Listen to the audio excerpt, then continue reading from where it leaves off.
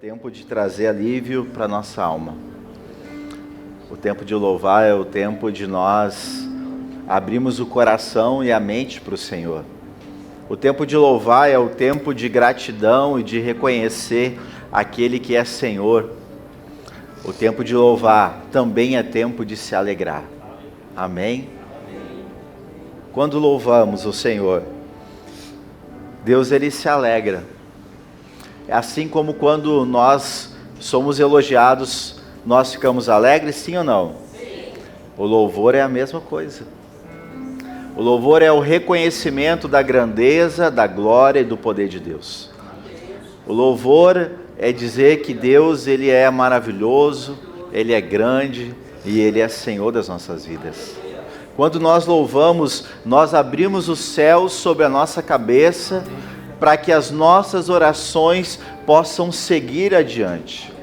E Deus, que é misericordioso, Ele possa olhar para as nossas misérias e dizer assim, não, ali tem um filho meu.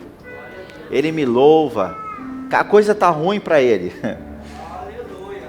Está difícil, mas Ele me louva, Ele agradece. E por mais que esteja difícil, eu ajudo, eu sou pai. Amém, queridos? E se você ainda não teve a oportunidade de manifestar sua gratidão verdadeira a Deus, eu convido você a fazer isso agora. Só que a gente tem o hábito de dizer assim, obrigado, né? Alguém faz uma coisa, não, obrigado. Mas é um obrigado, muitas vezes, da boca para fora. Não é com o coração. Quando você é agradecido de coração, até o olho brilha. Quando você é agradecido de coração, parece que só o obrigado não é suficiente. Aí você quer dar o quê? Um abraço. É ou não é, gente? Porque precisa mais. Porque eu sou tão agradecido que só dar a mão ou só dizer obrigado não é suficiente. Seja grato de coração a Deus. E entregue a Deus algo precioso e algo que lhe custe de verdade. O rei Davi, em um determinado momento, ele disse assim, eu vou oferecer algo ao meu Deus que não me custe nada? Não, eu não vou aparecer diante de Deus oferecendo algo que não me custe nada. Tem que custar. Se não custar, se não incomodar os pezinhos de ficar de pé, se não incomodar de alguma forma o seu corpo, que não lhe custe alguma coisa, querido, talvez você tenha que fazer um pouco mais. Amém? Os irmãos podem tomar assento. Joás, eu vou pegar o teu banco emprestado, Joás. Depois eu te devolvo. Posso ter crescimento? Hã? Pode. Paz, Senhor, a todos.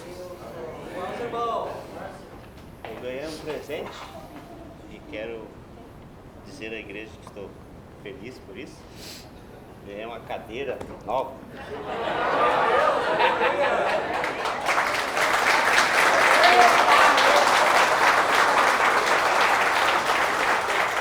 Porque há quanto tempo nunca ganhei nada, cara? Não seja subindo, espera uma vez. Eu nunca ganhei presentes aqui na igreja. 40 anos toquei na igreja. Mas aqui no MPCV fui privilegiado, tá? Amém, amém. Glória a Deus. Vai te emprestar hoje. Vai me emprestar, amém, obrigado. Vocês devem estar se perguntando, o que o pastor quer com cadeira aqui, assim, ó, gente, ó. Jogador de final de semana é assim, né? Tô meio lesionado, deu ruim, então para evitar que piore, amanhã eu vou procurar uma solução, um médico, amém? Então eu vou me sentar hoje, tá? Os irmãos, tudo certo para vocês? Também eu ia sentar igual, não tem problema. Amém? Amém. Glória a Deus, queridos. Mas o Joás já tinha agradecido também, né? até na reunião que a gente teve junto aqui esses dias, no Ministério de Louvor. Gente, na verdade é uma coisa tão simples assim, né? Mas eu acho até interessante falar isso, que às vezes um gesto simples tem um valor inestimável. Não é verdade? Quantas coisas talvez simples a gente pode fazer e que pode talvez mudar a perspectiva, o olhar, o coração, a vida de alguém, né? Uma coisa simples, né? Eu via o Joás ali sentado naquela cadeira que ele sentava ali, não que a cadeira fosse ruim, né? Mas essa aqui é melhor. Essa é melhor, essa aqui até gira, né? Dá para girar pro ladinho, ó, né? Então a ideia era trazer um pouco mais de conforto. Aquele negócio dele ali é pesado pra caramba, aquilo ali, né? Mas é bom, ele é o único sanfoneiro da nossa igreja. Ô, glória! Mas amém, queridos. Então, vamos à palavra do Senhor. E eu quero ler um texto com os irmãos lá de João, capítulo 14, verso 12 até o 14. Eu estou gostando assim, gente. É bom? Não sei se eu não vou adaptar.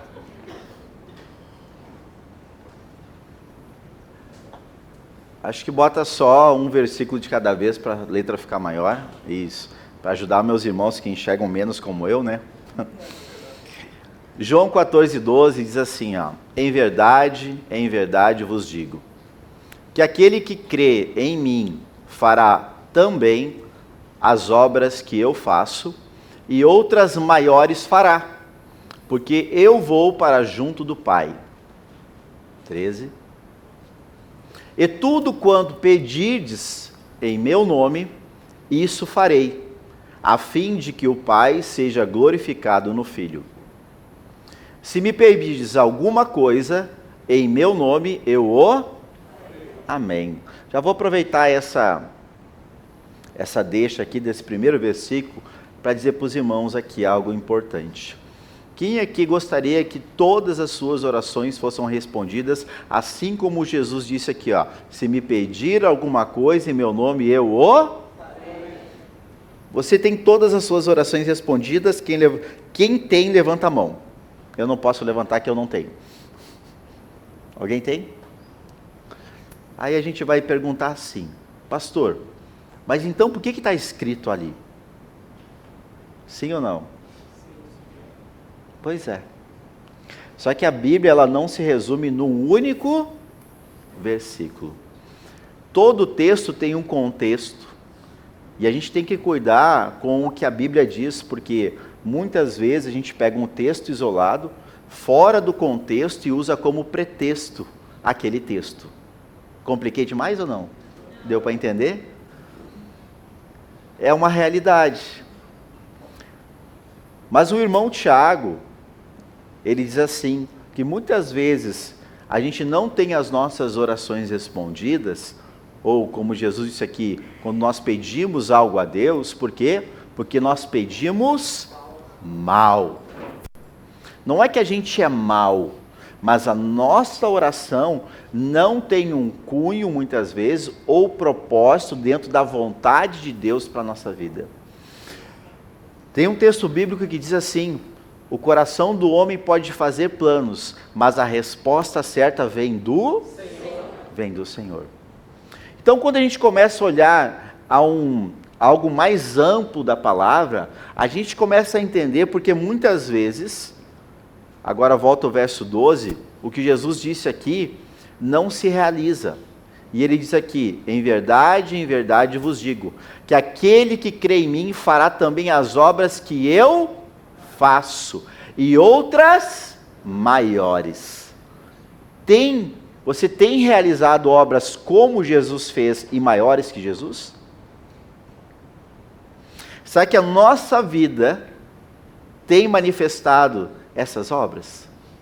Será que nós temos produzido frutos como Jesus produziu, e talvez até maiores do que Jesus Cristo?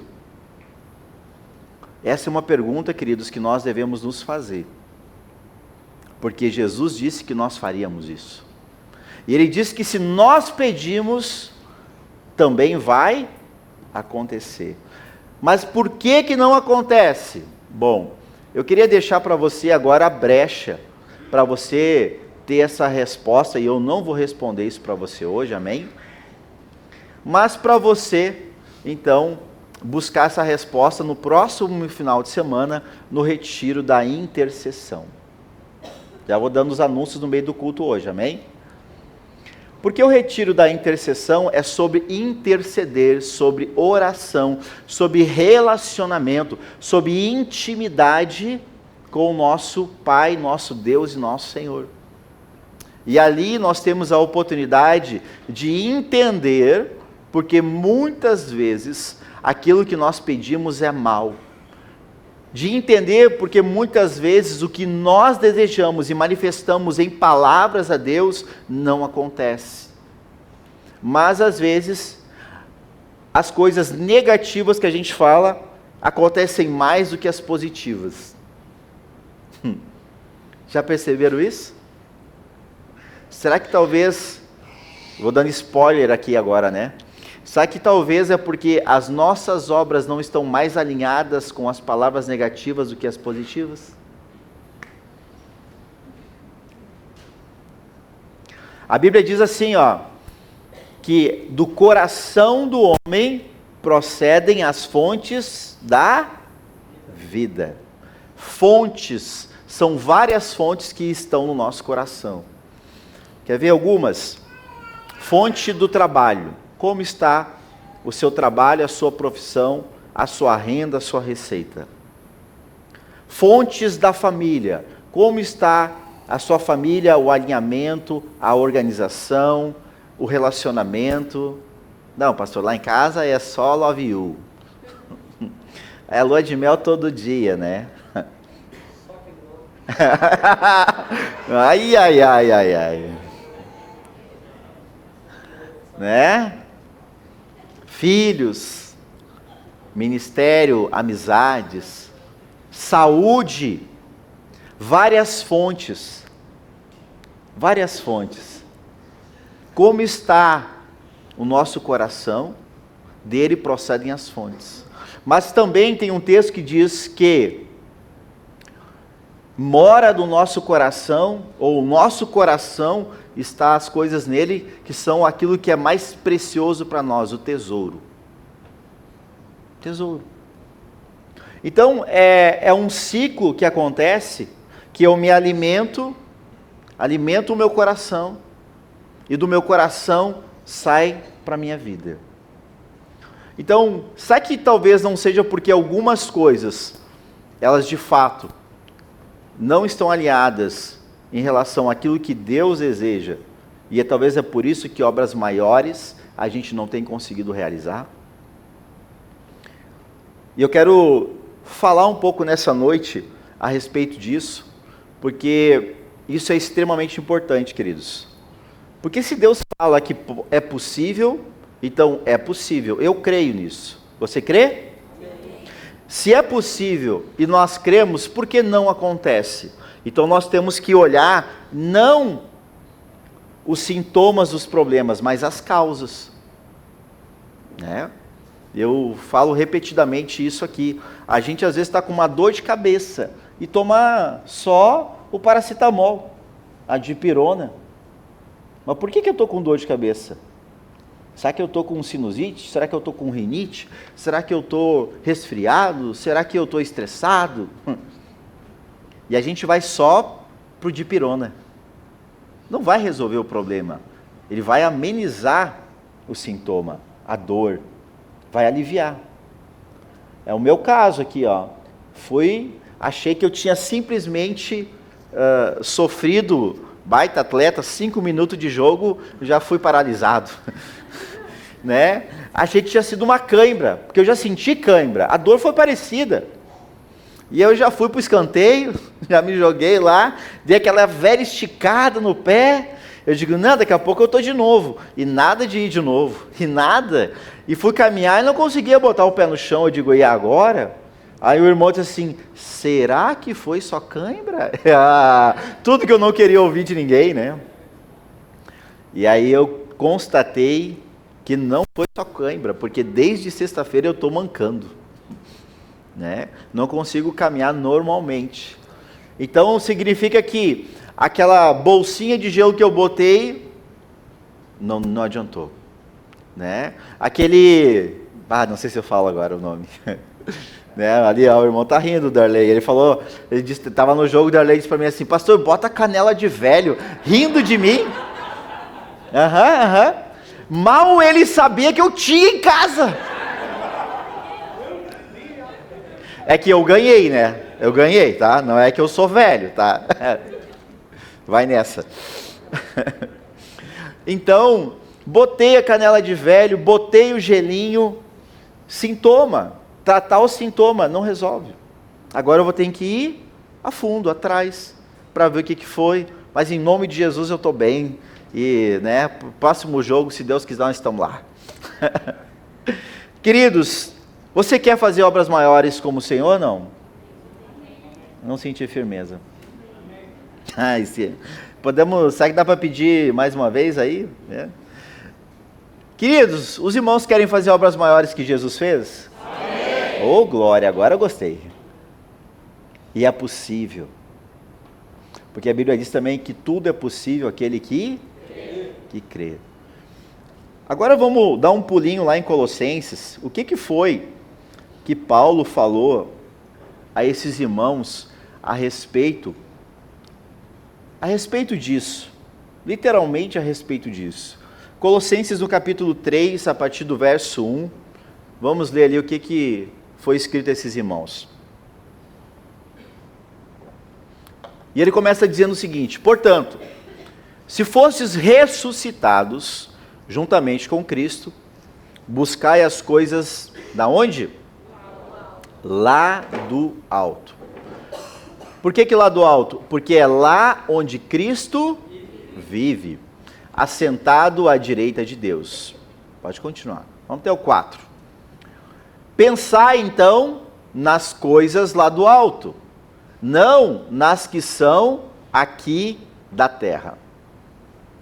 Por quê? Por que isso? Porque vocês morreram. Tem alguém morto aqui? Estão tudo morto, sim, para o pecado, para a velha vida, para a velha natureza, para aquilo que fazia você ficar longe de Deus e da salvação. Amém? Tem alguém morto aqui? Sim. Amém, agora sim. Vocês morreram.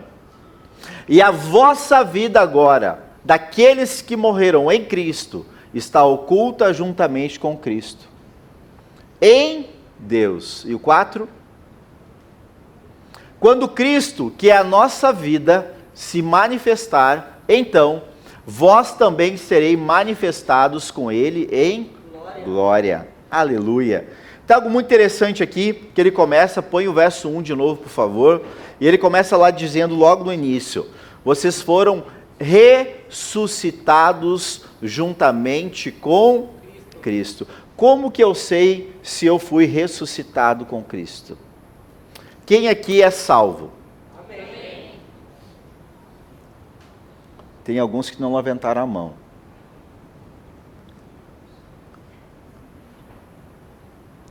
Salvação é convicção. Amém. Se você não é convicto de que você é salvo, é porque existe dúvida no seu coração. E se tem dúvida, por que é que resta dúvida? O que é que te afasta da salvação com Cristo? E aí, ele vai dizer, se você é salvo, é porque você foi ressuscitado. Mas como que nós ressuscitamos? Quem ressuscitou, a gente sabe que foi Jesus. E ele ressuscitou para que nós fôssemos salvos. E ele diz que nós também devemos ressuscitar. Mas de que maneira, pastor, eu ressuscito? Pela água. Pela água. Pela água. Porque a simbologia do batismo é morte e ressurreição. o que Cristo fez por nós. Ele morreu pelos pecados. Quando Jesus foi pregado no madeiro, ele diz assim: Deus, por que me abandonaste? Por que, queridos? Porque naquela hora, todo o pecado da humanidade veio sobre ele. E ali ele estava morrendo. Mas ele ressurgiu e ressuscitou para a nossa salvação, porque ele era o Cordeiro de Deus, imaculado, que morreu por causa dos nossos pecados. Então, nós também precisamos ressuscitar do Espírito e da água, porque foi o que Jesus falou para Nicodemos: importa-vos nascer de novo. Você precisa nascer de novo. Nascer pelo Espírito, arrependimento dos pecados, confissão dos teus pecados, abandonar os teus pecados para alcançar de Deus misericórdia, e a água para testificar que você realmente é uma pessoa arrependida. Eu não sei vocês, mas quem já foi batizado aqui, quem é batizado aqui, quero ver, deixa eu ver, uma galerinha, né? E se tem alguém aqui que ainda não foi batizado, vai entender agora. Quando eu fui me batizar, e parece que sempre tem um misticismo no batismo. Você também tinha isso, não? Ai, mas o que vai acontecer? Não, porque batizar, não, porque eu já fui batizado. E a gente começa a botar um monte de empecilho no tal do batismo, né? Mas batismo, querido, é a obediência a algo que Jesus, ele deixou para nós, assim como ele também foi batizado. Olha que interessante. Quando Jesus chegou para João Batista, e ele foi para ser batizado, mas a Bíblia diz que Jesus não tinha pecado, amém? Amém. Mas olha que ensino aqui, muitas vezes você vai ter que fazer coisas para ensinar os outros a fazer, a começar dentro de casa, mesmo que não tenha necessidade de você fazer. Jesus se batizou, e quando ele vai a João Batista, João diz assim: não, mas eu tenho que ser batizado por ti. E ele: não, importa que seja cumprido tudo o que foi escrito. Porque se Jesus não fosse batizado, muitos de nós aqui nunca iam se batizar. Jesus não fez, né? Eu também não vou fazer. Essa é muitas vezes a desculpa que a gente dá para muita coisa na nossa vida. Se o fulano não fez, eu não faço. Mas se o fulano faz isso, eu também faço. Não é assim? A gente acaba copiando os outros, e muitas vezes o mau exemplo. Mas voltamos aqui. Então, o ressuscitar com Cristo tem a ver com o batismo também. Porque muitas vezes que a gente ora a Deus, a gente vem à igreja, a gente concorda com a Bíblia, mas um simples ato de tomar o banho na piscina, que você toma todo verão, que é realmente entregar tudo ali e se despojar, a gente às vezes não cumpre. Quais os motivos de muitas vezes a gente não batizar? É cultura familiar, é pecados que a gente cometeu, ou talvez ainda comete. Alguns hábitos que a gente tem, e que a gente até quer deixar, mas a gente tem dificuldade, e a gente vai botando um monte de empecilho. Só que, se você crê em Jesus como Senhor e Salvador, e quer viver uma vida com Ele, nada pode justificar você não ressuscitar sob as águas. Nada pode impedir você. Amém? Amém. Assim como a ceia, que muitas vezes é colocado um dogma sobre a ceia, de que não pode por isso, não pode por aquilo, não pode. Quem diz que não pode é você. Ou você quer ter comunhão com Deus ou não, ponto final. Porque ceia é comunhão, e você é que sabe da sua comunhão, da sua vida com Cristo. Eu, pastor, vou dizer para você: porque isso, porque aquilo. Não, querido, aí eu estou fazendo o papel de Deus, julgando a sua vida. Não. É você que tem que saber da sua comunhão com Cristo, o seu relacionamento com Ele. Amém? Então, nesses primeiros 4 versículos de Colossenses 3, Paulo ele fala à igreja a respeito da importância de nós entendermos que quando ressuscitados com Cristo, o que importa para nós agora é buscar as coisas do alto e pensar naquilo que vem do alto, naquilo que é de Cristo. Mas eu vou ficar todo dia no mundo das nuvens agora, pastor? Não, querido. Você não precisa ficar no mundo da lua ou no mundo das nuvens. O que você precisa, sabe o quê? É adquirir o conhecimento de Jesus Cristo. Porque buscar as coisas do alto é buscar o conhecimento da verdade para você viver sobre ele. É você viver o que você provavelmente vai aprender, quem for, no retiro da intercessão, ter uma vida de oração. E andar com Deus o tempo inteiro, e não só de vez em quando aperta o calo. Porque muitas vezes é o que nós cristãos fazemos. A gente pega e vive com Deus como um amuleto. Lembra que, quem lembra é do tempo, eu não usei, né? Mas o meu pai usava, do pé de coelho na chave. Quem, né? Vocês lembram disso não? Porque dava sorte. Dava sorte. Qual o seu amuleto? A minha corrente? Hã? O meu casaco? Hã? Meu tênis? O que é o seu amuleto? Todo mundo já teve um amuleto. Todo mundo já teve algum amuleto. E alguns ainda têm alguns. E às vezes o amuleto são pessoas até. Se não fosse a minha esposa, se não fosse o meu marido, é o amuleto às vezes.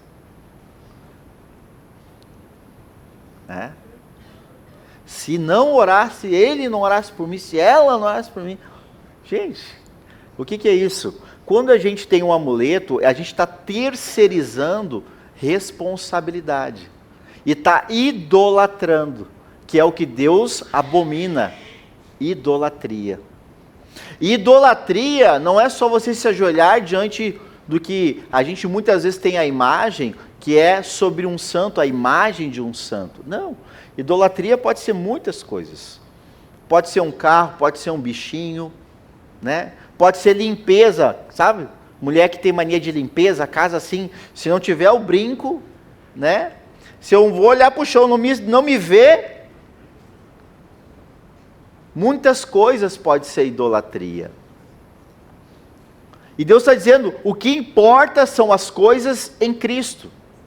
O que eu devo ocupar a minha mente, as coisas que agradam a Cristo, as coisas lá do alto. O que eu faço, o que eu busco, deve ser coisas coerentes, concernentes às coisas de Cristo. Mas como eu vou saber? Leia a Bíblia. Aleluia. Leia a Bíblia. Aleluia. Medite na palavra. Pastor, mas eu leio. Pastor, eu venho no culto, eu vejo que tu fala, mas eu não entendo muita coisa. Tem alguém aqui assim? Pode falar, sim, não precisa ter vergonha, gente. Tem pessoas que leem a Bíblia e não entendem? Amém? Gente, é um culto de ensino. Eu quero que você cresça, eu quero que você rompa, eu quero que você realmente possa deslanchar na sua vida. Se você lê a Bíblia e muitas vezes você não entende, tem 2 caminhos que eu vou ensinar você agora. Você fazer parte da jornada do crescimento. Ali é o momento para você conversar, trocar ideia. Você tem ali alguém que instrui na palavra e você tirar dúvidas. 2, você ter um discipulador. Alguém mais experiente e conhecedor da palavra do que você. Para quê? Para quando você tiver necessidade de dúvida, você converse. Eu tive o meu. O nome dele se chamou Pastor Cássio. Quem conhece o Pastor Cássio? Pastor Cássio, inclusive, olha que interessante. Pastor Cássio, eu levei ele para a igreja. Pastor Cássio, eu levei ele para batizar, busquei ele em casa com febre, digo, não, tu vai batizar hoje. Fui na casa dele, peguei ele, levei, o pastor Cássio batizado. Aí eu tive um tempo que, durante esse período, eu dei uma loqueada. Sabe crente que dá uma loqueada? Entendeu? Eu dei uma loqueada. E o pastor Cássio continuou a vida com Cristo e eu dei uma loqueada. Não me orgulho, mas amém. Né? A gente tem que aprender com a vida. E aí quando eu me deparo de novo na casa do Senhor, encontro Ele, como diz o outro, né, já estava na ponta dos cascos. E Ele foi o meu discipulador. Muitas vezes quando eu estava ali em casa, ou às vezes até no trabalho, quando eu tinha um tempo e lia a Bíblia, eu não sabia, não entendia. Naquela época não tinha WhatsApp, tá? Ou era SMS, ou tu ligava mesmo, né? Na grande maioria, como eu estava ansioso, eu ligava. Atrapalhava ele lá no trabalho deles. Cara, não estou entendendo. O que é isso aqui? E para a honra e glória do Senhor, ele tinha muita paciência comigo.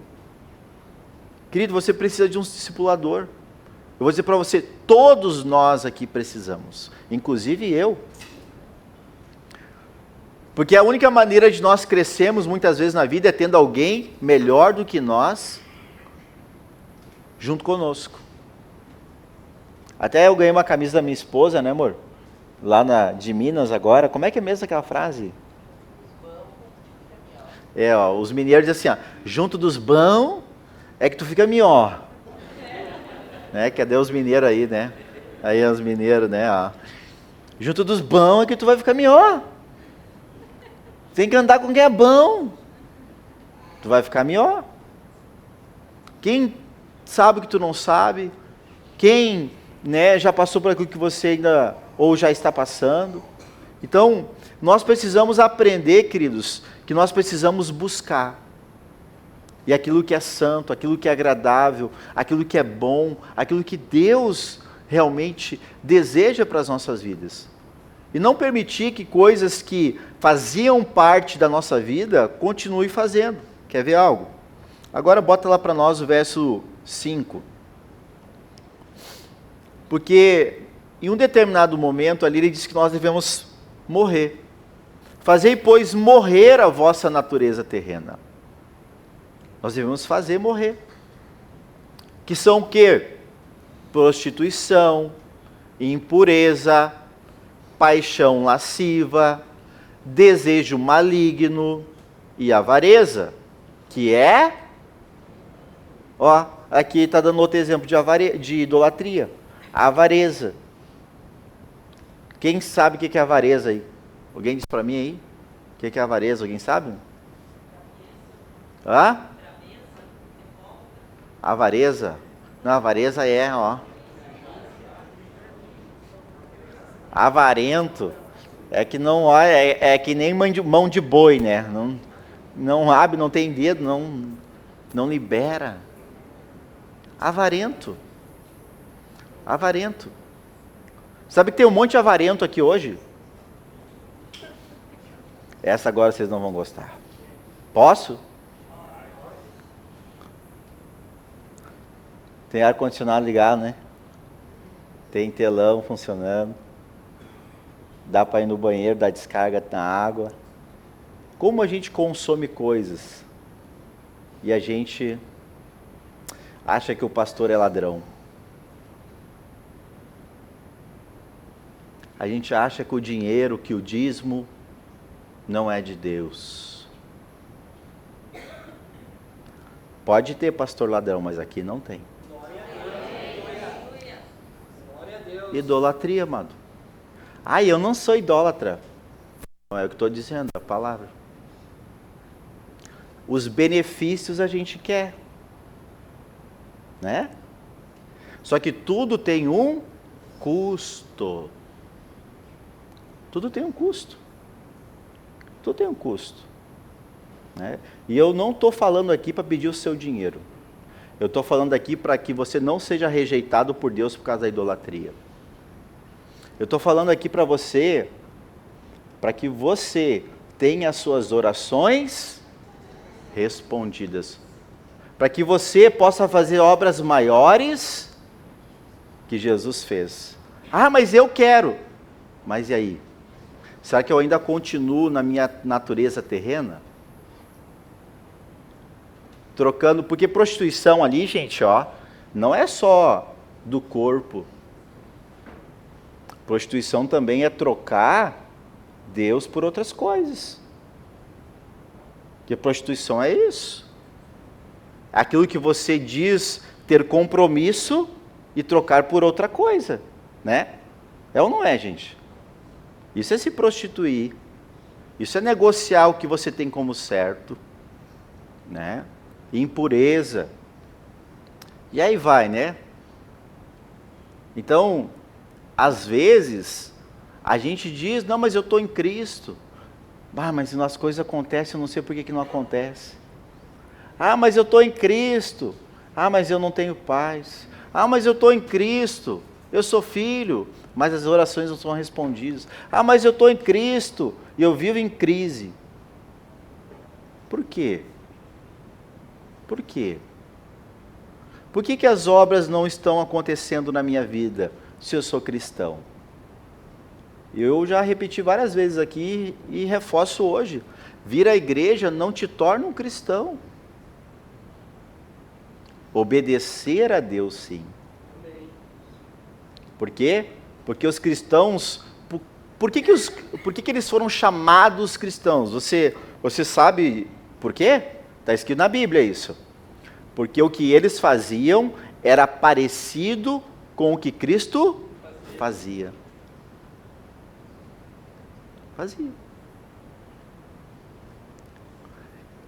As obras eram as mesmas.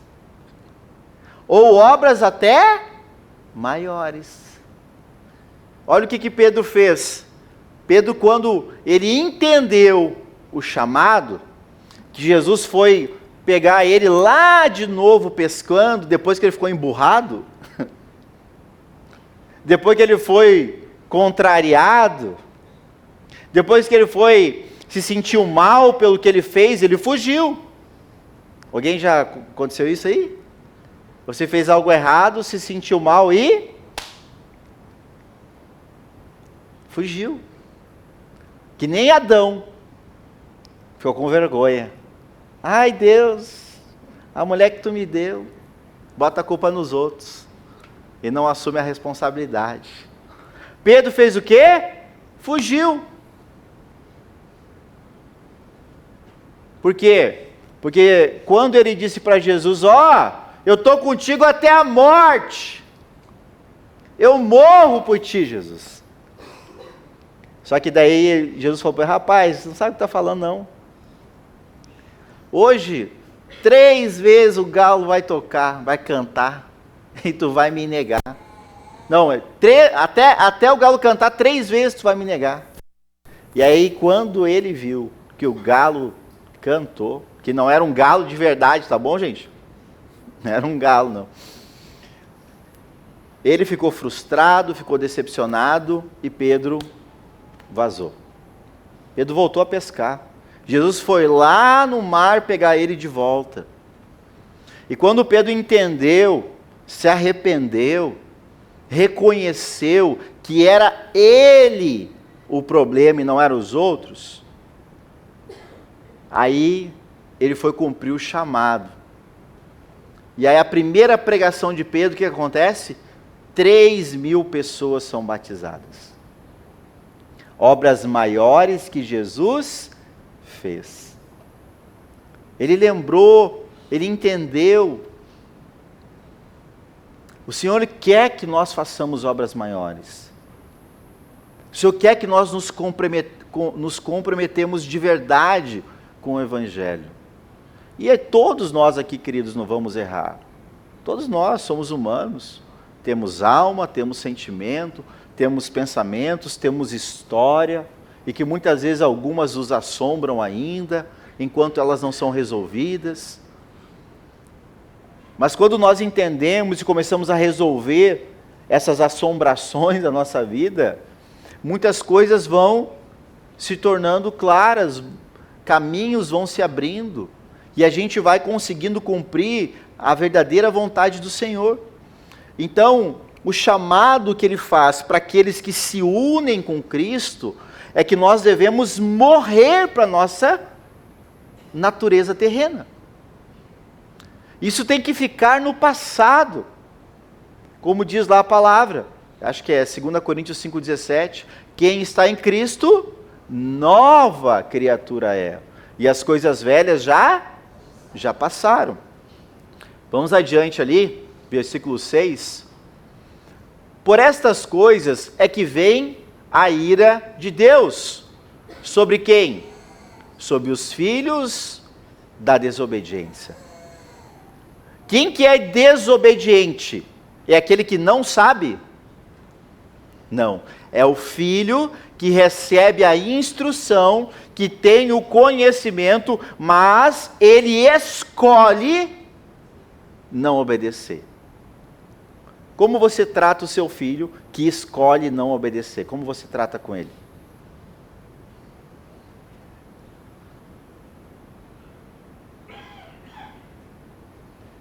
E é assim que Deus também olha para nós.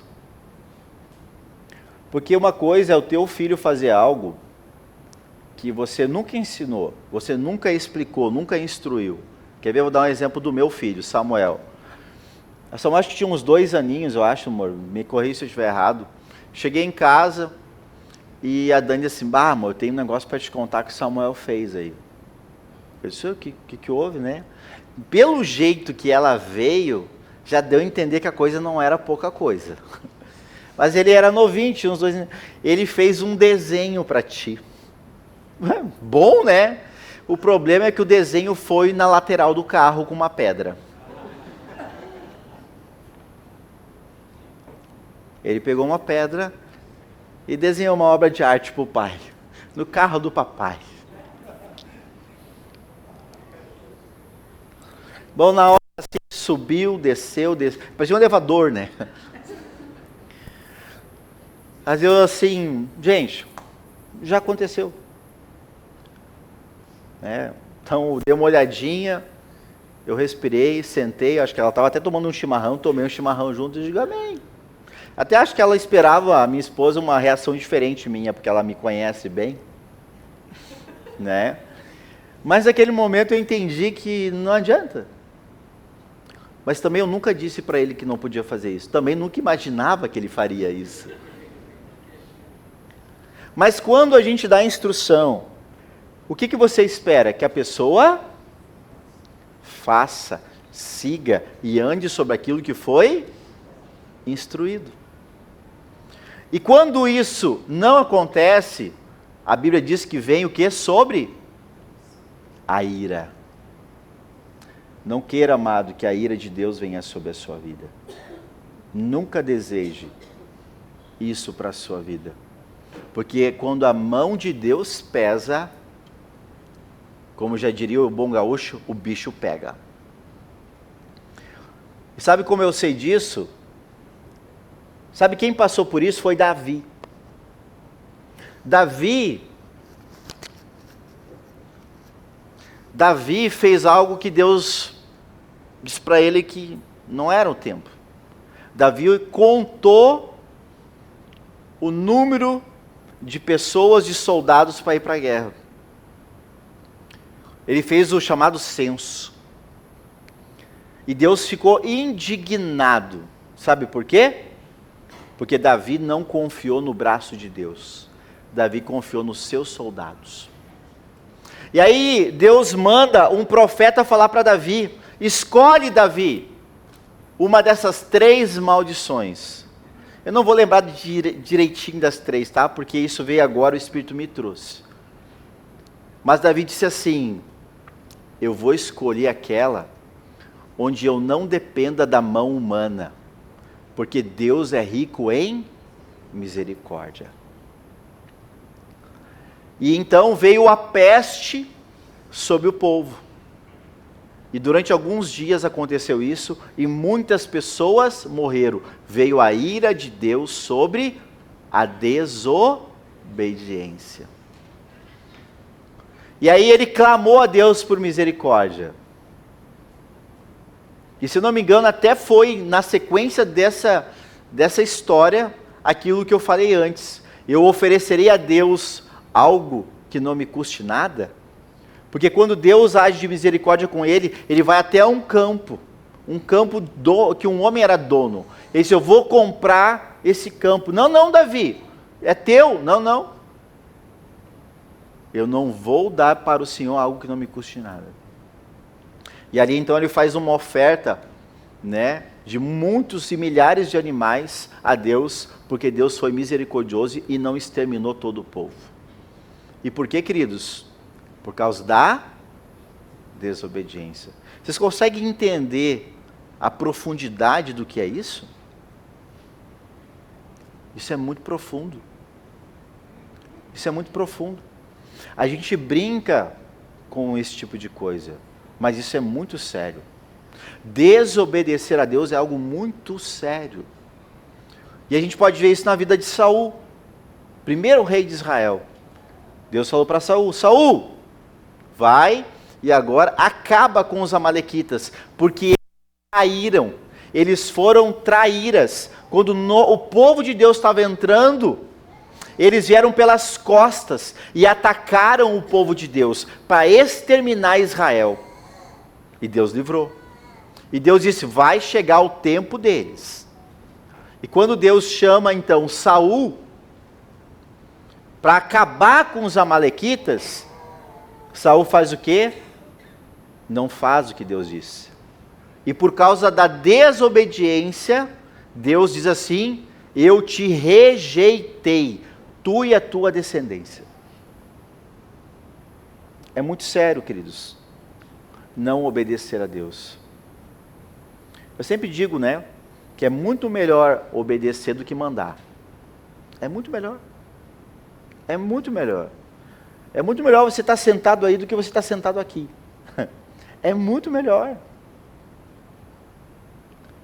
A gente às vezes se ilude com a posição da cadeira. Isso é engano, gente. É engano. É muito melhor. Ontem eu estava lá no telão, servindo lá onde o Gui estava. Que coisa boa. Bom. Muito bom, leve. Tranquilo. Ninguém me mirando. Ninguém imaginando coisas sobre mim. Ninguém indignado comigo. É bom. É bom. É melhor estar sentado aí do que estar sentado aqui. Aproveite e desfrute do banquete que Deus nos dá, para que você possa realmente viver uma vida gloriosa no Senhor, querido. Porque é bom estar com Deus. E só quem anda sabe. Só que muitas vezes a gente quer testar.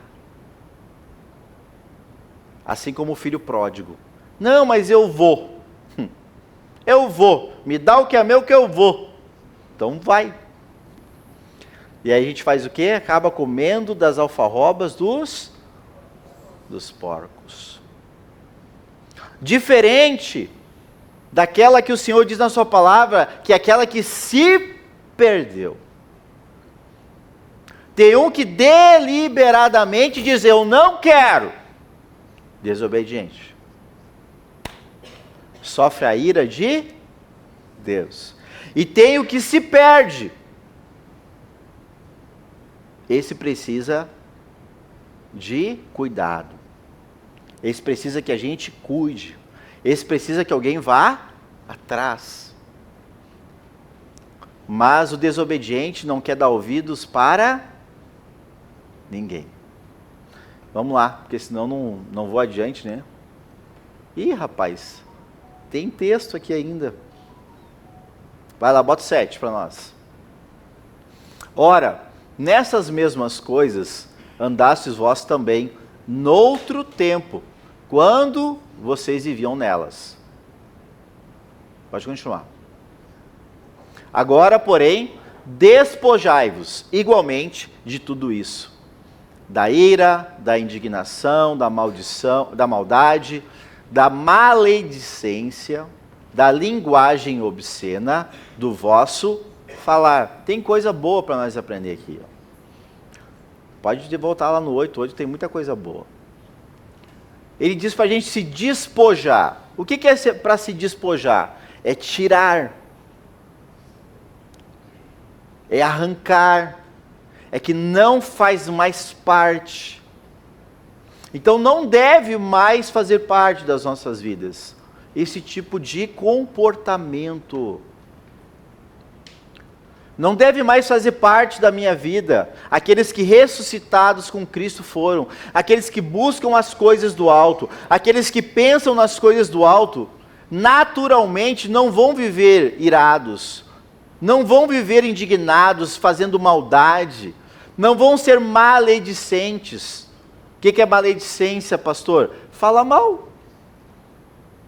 Fala mal. Fala mal. Não vão ter linguagem obscena, palavras de baixo calão, palavrões, coisas que não são mais convenientes para aqueles que andam com Cristo. Não faz mais parte do vocabulário. Não tem mais prazer nessas coisas. Então, aqueles que ressuscitaram com Cristo, eles já não vivem mais assim. Vamos até o 11 e a gente encerra. Não mintais uns aos... Por que não minta? Por que não mentir? Uma vez que vos despistes do velho homem e tudo que com ele você fazia antes. A mentira, gente, é algo sério. E não existe só um tipo de mentira, que é aquela que sai dos nossos lábios. Mas é uma vida de mentira. Às vezes a nossa vida é mentirosa. A gente diz viver como tal, mas não é tal. Está mentindo. Está se enganando. Quer ver um exemplo? Sou crente, sou cristão, mas as obras não condizem. Está o quê? Mentindo. Está mentindo. Vocês estão vendo que a mentira vai muito além do que as nossas palavras, queridos? A mentira, ela é algo que é desprezível diante de Deus. É enganoso. É terrível. A mentira produz mal. E tem pessoas que chegam num nível tal da mentira que elas acreditam no que falam. Acreditam naquilo que falam. E nós precisamos cuidar com esse tipo de coisa. Pode seguir? E vos revestistes do novo homem que se refaz para o pleno conhecimento, segundo a imagem daquele que o criou, no qual não pode haver grego, nem judeu, circuncisão, nem incircuncisão, bárbaro, cita, escravo ou livre. Porém, Cristo é tudo em todos. Amém? Então, o que ele nos chama é para nos revestir do novo homem. Que como que acontece esse novo homem? No pleno conhecimento de Jesus. Você quer vencer tudo isso? Conheça Jesus. Ande com Jesus. Viva com Jesus. Pense nas coisas do alto. Busque as coisas do alto. Viva uma vida de verdade, consistente, verdadeira, honesta, justa, dentro daquilo que você crê. Não se engane. Não se engane. E essas verdades, meu amado, elas realmente confrontam a nossa realidade. Mas isso é para a nossa salvação. Isso é para o bem das nossas vidas e das nossas famílias. E essas verdades, sim, elas incomodam. Mas é para que a gente possa realmente viver uma vida não sob a ira de Deus, porque a ira vem sobre os desobedientes, mas aqueles que obedecem, esses sim, vivem uma vida privilegiada com Deus. Amém? Que nós possamos entender essas verdades e a gente possa começar a produzir pelo menos obras iguais às de Cristo, para começar a produzir obras maiores. Vamos ficar de pé?